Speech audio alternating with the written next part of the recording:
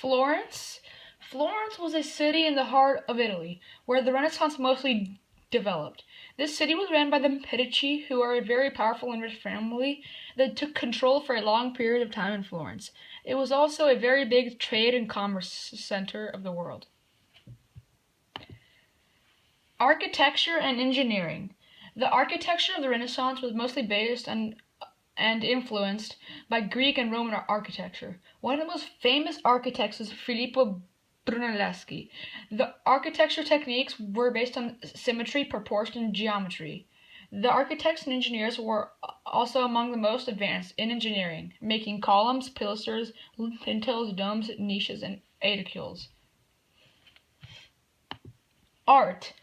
Art was one of the main reasons that the Renaissance era, and particularly Florence, flourished. Rich people encouraged art by taking artists as apprentices and making a university for artists.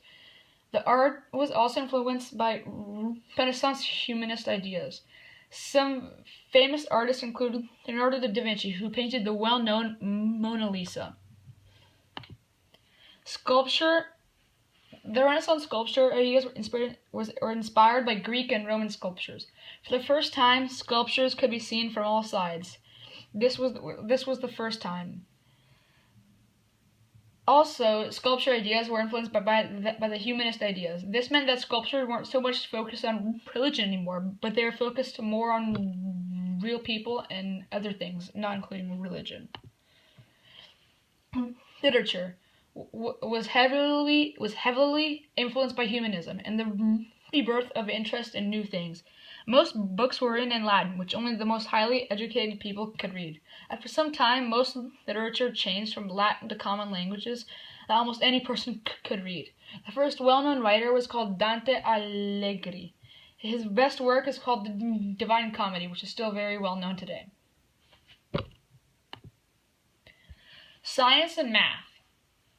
In this sector, during the Renaissance, a lot of important discoveries were made, especially that the sun was the center of the universe and not the earth.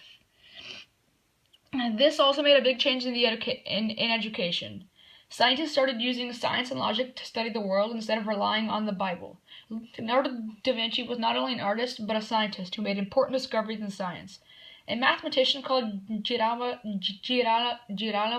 Cardano solved complex equations in algebra. This has helped us a lot today. Galileo Galilei made important astronomy discoveries and also discoveries in gravity, which we very well know of today. Science and math in this era has paved the way for science and math in eras after this era. Politics. During the Renaissance, Florence was mainly ruled by the Medici family. They were able to control a strong army with the money that they had. A Florentine historian called Niccolo Machiavelli wrote a book called The Prince, which described how politics and government worked, and said that governors had to do whatever it took to retain the power.